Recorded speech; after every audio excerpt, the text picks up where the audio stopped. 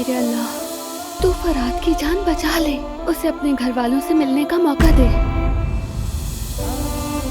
खुदा के वास्ते उठ जाओ ना फराद, बस अपनी आंखें खोलो और एक बार मेरी गुल कह दो मुझे।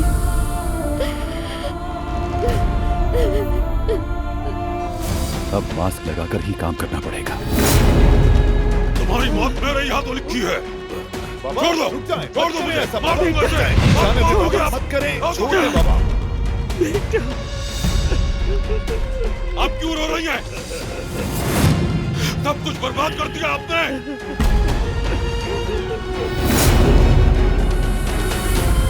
बहुत हो गया, बस। बाबा छोड़ तो मैंने बहुत बर्दाश्त बाबा किया, बस। प्लीज पुरसुकून हो जाए, खुदा के लिए हौसला रखें।